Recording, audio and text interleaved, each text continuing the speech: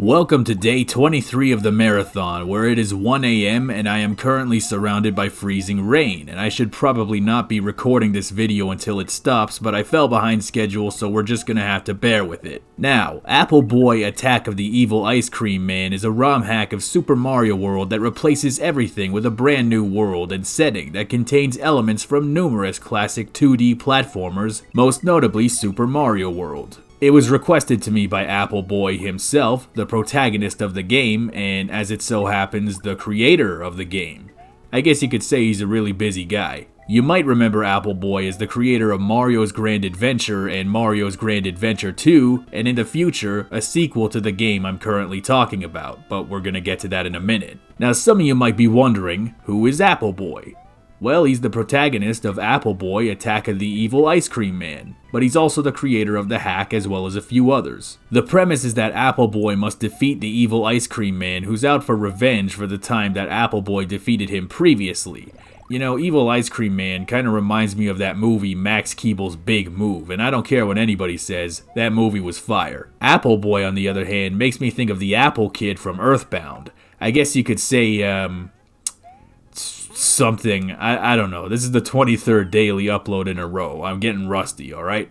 I think what I love the most about this game is its presentation. It really feels like a love letter to the era of 16-bit platformers. On top of being a Mario World hack, the image of bright, colorful worlds, enemies dressed like 90s mascots with their rad-as-fuck sunglasses, and the weird whimsy of fighting off a bunch of walking food calls to mind some of the slightly more obscure and niche 2D platformers of that era, like Zool 2 on Atari Jaguar. I can't believe I'm making a reference like that. There are also a lot of Sonic references in here. There's a ton of music from the Genesis games and at least one song I remember from Sonic CD. I also really love the Kirby levels. You know I love Kirby. Definitely though, the best levels are the winter levels with the Christmas lights in the background. I wonder who decorates these big ass oak trees in the forest. Maybe it was Leader from Mother 3. The backgrounds are some of my favorite parts of the presentation. It feels more animated than I remember Super Mario World being. The Mario essence definitely still takes center stage with a lot of Mario music and with many of the assets unchanged from the base game. But there are a lot of new and different things added as well.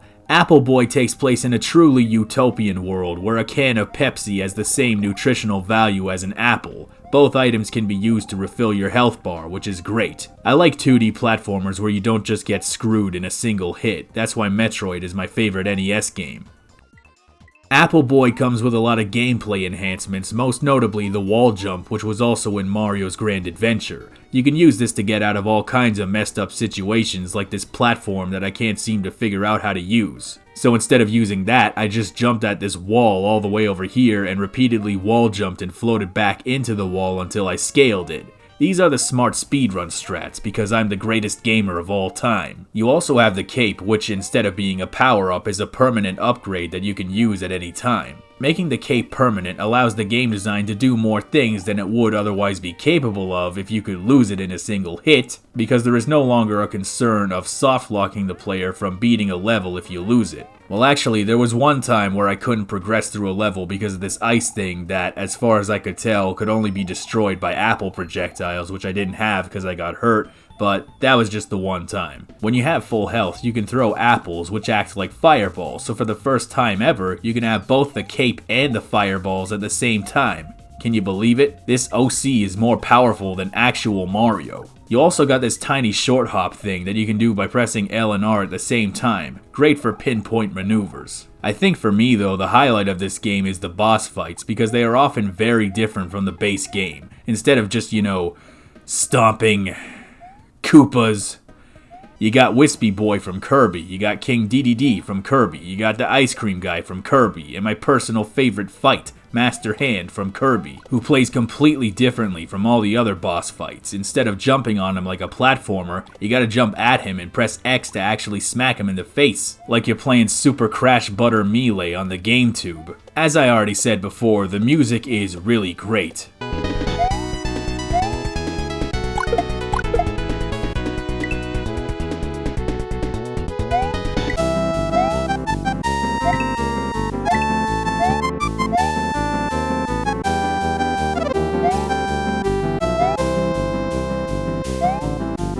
But even better than the music, something that I really appreciate about this game is the dialogue and the story. This isn't Shakespearean or anything like that, but the consideration of a plot and writing is something that, for a hack of Super Mario World, is definitely excessive, but also really cool to have. There's this rivalry thing between Appleboy and this dude named Kaiden who keeps messing with the game and removing the colors and shit.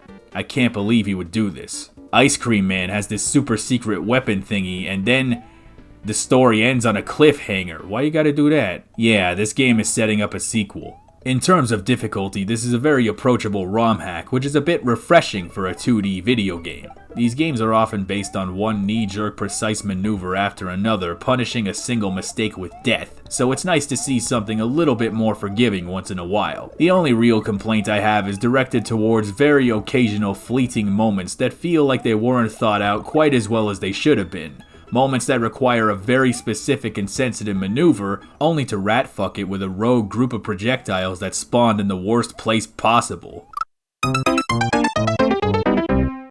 There are a very small handful of moments like this, and you'll probably notice them, especially now that I pointed it out, but the broad strokes gameplay is very manageable. Appleboy Attack of the Ice Cream Man is a very fun ROM hack that takes me back to a bygone era where platformers were downright goofy. I think anybody who played a lot of platformers back in the Genesis and SNES days will appreciate this game for all it does.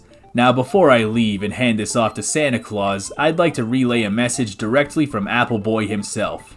Hello viewers, I'm glad you're enjoying the video. I just wanted to let you all know that this hack has a sequel that's already in development. I've made the first 2 worlds, and World 3 is next. I'm thinking some Crash Bandicoot inspiration would be cool for World 3. Other than that, Merry Christmas, Happy Holidays, and have a free can of Pepsi. On me.